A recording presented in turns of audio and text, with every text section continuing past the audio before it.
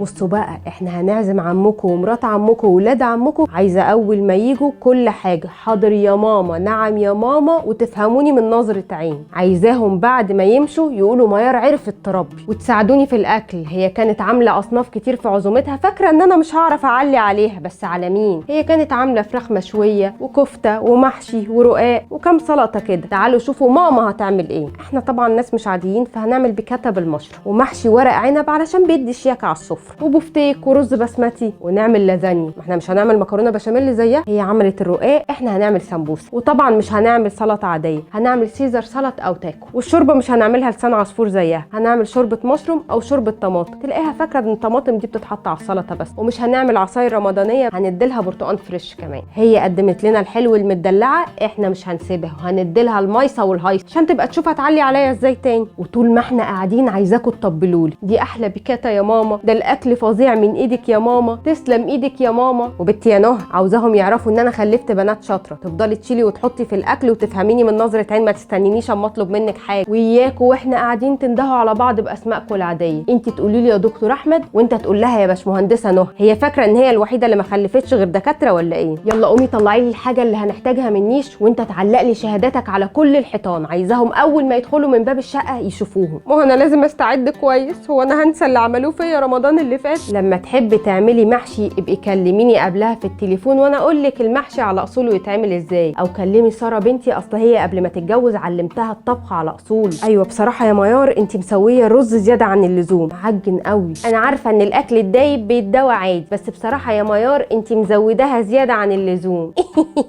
ايه ده ايه ده ايه ده ايه ده ايه ده؟ هو مفيش تسلم ايدك؟ كفايه ان احنا تعبناكي، ما انتوا كنتوا كلتوا خلاص. هو حد قال لكم ان انا عازماكوا على برنامج توب شيف عشان تقيموا اكلي؟ ما تاكلوا وانتوا ساكتين. تحسوا ان الحما عامله تقييم لعزومات رمضان لكل مراتات ولادها، واللي هتكسب معاها هتتاهل لعزومه اخر يوم في رمضان. طول الوقت مقارنات، وشوفي دي عملت ايه ودي ما عملتوش. وطبعا بتميل وتشكر في مرات ابنها اللي دايما تطبل لها وتنقل لها اي حاجه بتحصل عليها في العيد. سلاف دايما بيبقى عندهم ديفيليه بيجهزوا له وقت ما يكونوا هيتجمعوا في مكان واحد، ويفضلوا يشوفوا مين هيلبس ايه احلى من مين، ومين اللي هيتسيغ في ايديه قد كده من الخنصر للبنس. وطول الوقت دايما كلامهم يبقى من تحت لتحت كده، مفيش حد سالك وواضح. هاشتاج مقصوده على الفيسبوك. ولا ينتهي الامر عند هذا الحد، دايما بيبقى في نم بيحصل بين السلفتين القريبين، وغالبا النم بيبقى على اخر سلفه دخلت عليه. وحتى لو هي قمر وما فيهاش غلطه، فدايما هيطلعوا فيها القطط الفطسانه لحد ما البنت الجديده يا عيني تثبت لهم ولا على طول يفصصوها من تحت لفوق. شوفي كانت لابسه احمر ازاي، ده اللون ده ما كانش لايق عليه. شوفي شعرها وحش ازاي، ايه ده هي فاكره نفسها لسه انسه في العشرين، دي دخلت وما سلمتش عليا، واشياء من هذا القبيل انتوا طبعا عارفين. وكل واحده منهم لازم تتباهى باولادها. الدكتوره والمهندس ما ينفعش عادي اساميهم تتقال عادي، لازم تبقى اسامي مركبه. الدكتور احمد، الباشمهندسه نهى، هي كانت نفسها تيجي العزومه بشهادته بس ما عرفتش تعملها سلسله. اسلكوا شويه بقى اسلكوا، ده انتوا في اخر رمضان. الرجاله بقى ما فيش ولا تقدير لاي تعب ولا اي مجهود الستات بتعمله في اي عزومه. يلاقي السفره عماله بتتشال وتتحط وعمالين طالعين من المطبخ على السفره وبيغسلوا في مواعين، وهو كل اللي عليه ايه الشاي. لا وكمان بيبقى عاوزه حالا حالا، مش اللي هو بيفكرك لما تخلصي وتهدي كده بيعملي له الشاي، لا ده لازم حالا. طب ممكن حضرتك تقوم تتلحلح انت كده من على الكرسي، يمكن تهضم شويه وتقوم انت تعمل الشاي، على الاقل هتفضي له مكان. وفي الراجل بقى اللي في اي عزومه بيبقى ماسك قسم التغذيه، اللي هو وانتوا بتاكلوا لازم يقول لك فوائد كل وجبه والقيمه الغذائيه بتاعت كل طبق والمفروض تاكل منه قد ايه. طبعا كل المعلومات دي مرجعها رسائل الواتساب. وهو نفس الراجل اللي اول ما بيقوم من على الاكل ويلاقي حد لسه بياكل يفتكر نفسه ان دمه خفيف، يقول له في حاجه اسمها الحمد لله. والله هو الحمد لله ان انت قمت من على اكل وسبتنا ناكل براحتنا. وبالمناسبه لو عطلنا في حاجه او نفسنا نعرف اي معلومه هنسال جوجل. بس للاسف الشخص ده ما بيسكتش خالص، مع كل طبق حلويات بينزل لازم يقول لك ايه هي اضرار السكر، وانا عارفه انتوا بتاكلوا السكريات ليه. يا اخي هو حد سالك؟ ده انت طفحتنا اللقمه، محدش اصلا قال لك تحلي. طبعا هو نفس الشخص اللي بيسال اي طفل في العيله صايم ولا زي كل سنه، وفاكر ان هي هتجيب صريخ ضحك. بس بيعجبني قوي ان الاطفال في العزومات لا يبالوا باي حاجه، هم مبسوطين ان هم اتجمعوا ومش عايزين يسيبوا بعض، عاوزين يلعبوا ويهزروا ويضحكوا. وده ان دل على حاجه يدل ان الانسان بفطرته بيحب التجمع واللمه، بس طبعا اللي بتبقى من غير تلقيح ولا حوارات، وان القعده عادي ممكن تعدي بسلام وكلنا نبقى مبسوطين، وان الباقي ده كله صفات مكتسبه من اللي بيحصل فيه. بعد اذنكم بقى هروح اشوف هلبس ايه في اخر عزومه علشان اغيظ سلفتي العقربه.